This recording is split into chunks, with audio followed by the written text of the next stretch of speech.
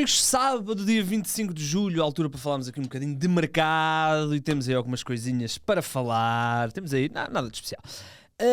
Vamos começar com António Silva. O defesa central internacional português que está então de saída do Benfica. Quem o confirmou foi o próprio treinador do Bournemouth, que veio, no fundo, explicar que estão à espera do jogador. Provavelmente aquela história do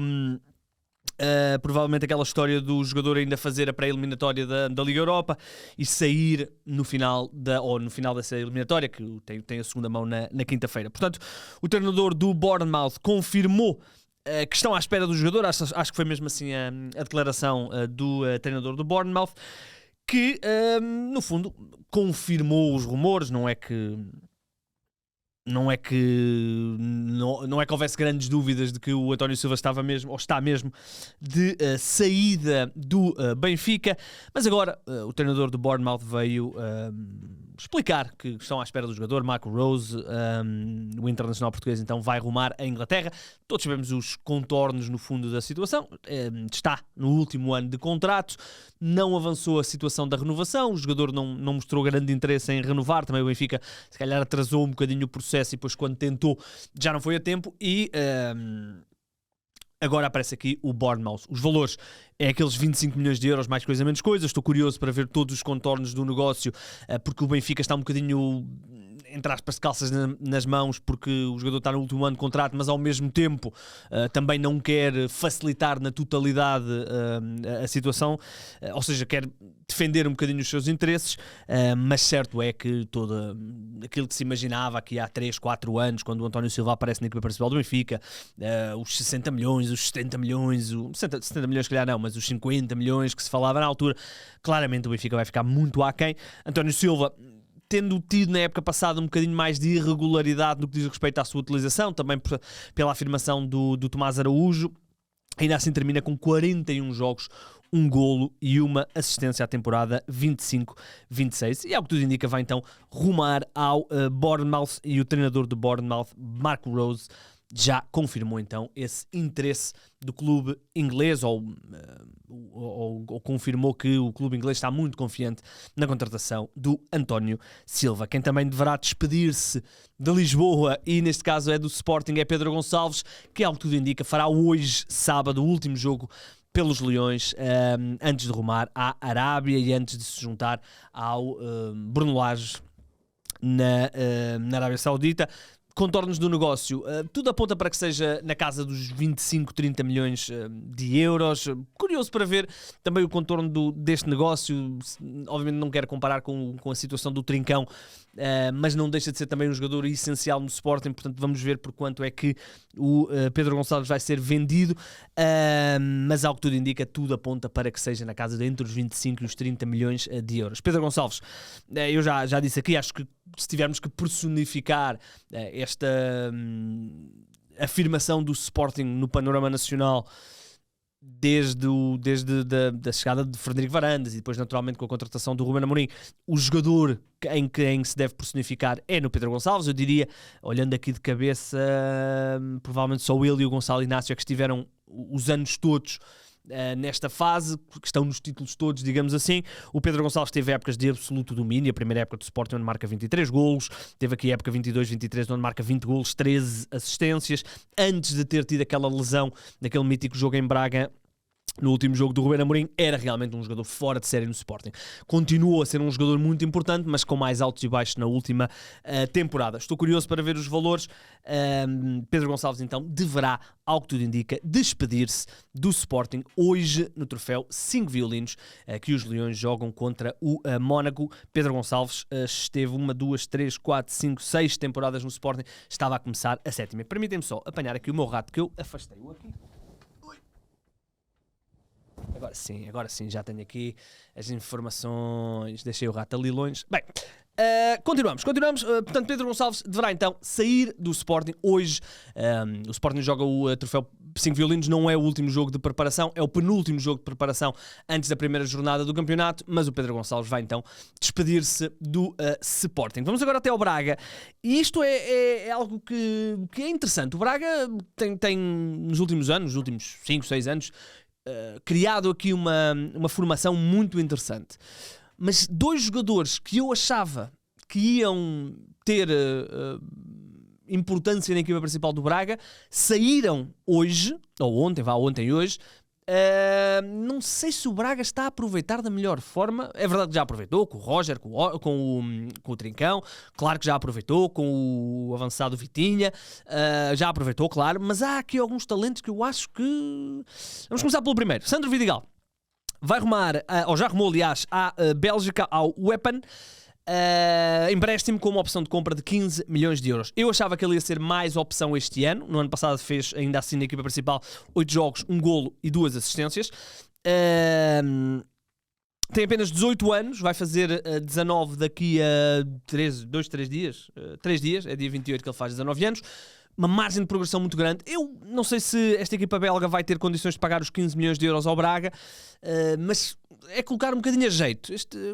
Eu gosto do Sandro, achei que poderia ter tido aqui se calhar mais oportunidades esta temporada na equipa do Braga, mais estabelecido, podia ter sido uma opção mais regular. O outro...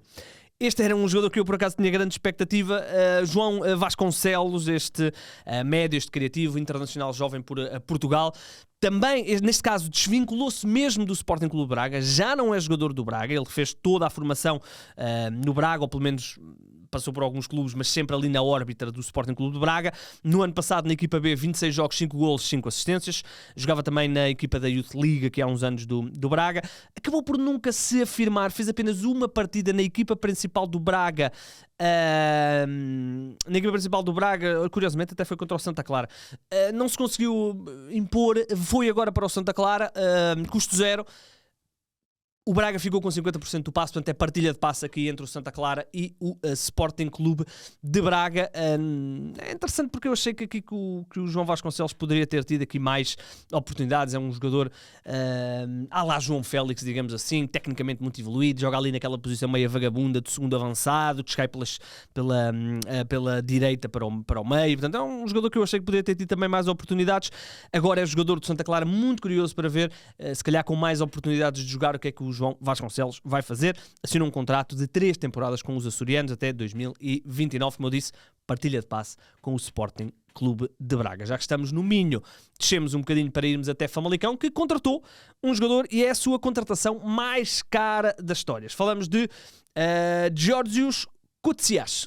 Quem é Koutsias? Um ponta de lança, internacional jovem pela Grécia, pertencia aos quadros do Lugano na Suíça, mas já andou por aí, PAOK, já esteve nos Estados Unidos ao serviço do Chicago Fire, esteve nas últimas 2 temporadas no Lugano da Suíça. No ano passado, 36 jogos, 6 golos, 3 assistências. Custou 2,5 milhões de euros, assinou um contrato até 2031 e é, no fundo, o homem em quem o Famalicão deposita grandes esperanças para resolver a questão do avançado. No ano passado, eu acho, já o disse aqui até, que se o Famalicão tivesse tido um ponta de lança regular a época toda, que lhe garantisse ali na casa dos 10, 15 golos, poderia ter, se calhar, ficado bem mais próximo do Sporting Clube Braga no 4º lugar, mas eles tiveram realmente grandes problemas ofensivos, seja com o Elizor, que marcou apenas um golo, seja com o Aboubacar, que marcou, se não estou em erro, um golo também. Tiveram aquela pequena passagem do Zabiri depois do Mundial de Sub-20 até ao mercado de janeiro, que realmente parecia que estava a resolver, mas rapidamente saiu para o mercado, e portanto aparece aqui este ponta de lança. Não é que tenha aqui números incríveis, mas é no fundo um jogador ainda de 22 anos, portanto há que ter uma margem aqui grande de progressão. Ponta de lança, 1,84 m, 2 milhões e meio, assinou um contrato até 2031, contratação mais cara da história do Famalicão. Esta é interessante, é um bom jogador, ainda bem que ficou. Falamos do Camarán, do Académico Viseu. O Académico Viseu tinha-se despedido do Camarán no final da temporada, há cerca de 20 dias, porque ele terminou o contrato e, portanto, imaginou-se que ia sair do clube. Falava-se até que ia para a Alemanha, não sei o quê, acabou por não se confirmar. E agora foi novamente contratado pelo Académico Viseu, e ainda bem, porque é se calhar uma das boas figuras a par do Clóvis a nível ofensivo da equipa do Académico, que vai precisar para a Primeira Liga. Vai cumprir então a sua 4ª temporada ao serviço do Académico Viseu. Ele não jogou na primeira época, mas no ano passado 32 jogos, 6 golos e 8 assistências. Assinou um contrato de 1 temporada, com mais uma de opção, portanto pode ficar até 2028. Vamos ver o que é que vai acontecer. Aqui o Karaman, médio ofensivo, belíssimo jogador, turco, internacional, jovem pela Turquia. acabou por não. Estou curioso para. Estou curioso, nunca vou conseguir saber, mas curioso o que é que aconteceu aqui. Será que o Cramaran achava que ia sair e depois do mercado não apareceu nada e ele pediu para voltar? Ou será que foi o Académico de Viseu que o reconvenceu a voltar? Por acaso gostava de conhecer bem este contorno. Vou tentar saber junto ao Académico o que é que aconteceu. O que é certo é que Cramaran, aos 27 anos, vai continuar no Académico de Viseu. Estou curioso para ver a sua participação, porque é a primeira vez que ele vai jogar na Primeira Liga Portuguesa, portanto vamos ver o que é que vai acontecer. Lá para fora, para fecharmos, vamos começar com Lee Kang-in.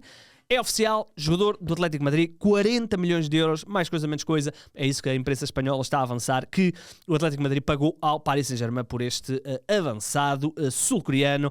É engraçado porque ele já anda aqui há muito tempo, Valência, já passou pelo Mallorca, já esteve no Paris Saint-Germain já há alguns anos, eu achava que ele já estaria perto dos 30 anos, tem 25 anos, portanto aqui o Lee Kang-in ainda tem muito para dar, é reforço do Atlético de Madrid, 40 milhões de euros, assinou um contrato até 2031. Curiosamente, hoje saiu uma notícia engraçada, que o Arsenal quer o Julián Álvarez, quer dar 100 milhões de euros, mais o Víctor Gyökeres, portanto 200 milhões de euros, ou quase 200 milhões de euros pelo Julián Álvarez, aquelas notícias à inglesa. Bem, Lee Kang-in então é oficial, jogador do Atlético de Madrid. É um jogador que na sua passagem pelo Paris Saint-Germain foi sempre suplente, um suplente muito útil, pode fazer qualquer posição no ataque, pode jogar nas alas, pode até jogar ao meio, ainda que não seja muito regular que ele o faça, mas é um jogador de grande utilidade e agora vamos ver se vai conseguir encontrar mais regularidade no Atlético de Madrid do que no Paris Saint-Germain, onde ganhou 2 Ligas dos Campeões, ainda que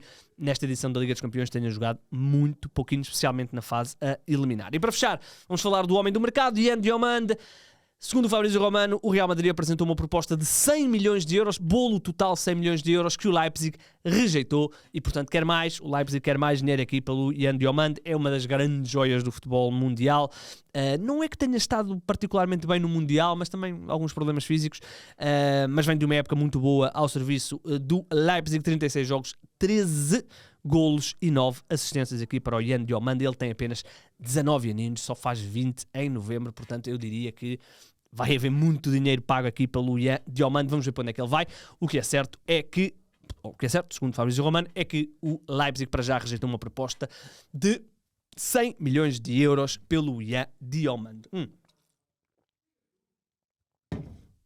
Desculpem. Então faria água. Devia ter posto um bocadinho mais de morna. Seja como for, estamos conversados, meus amigos. Voltaremos amanhã.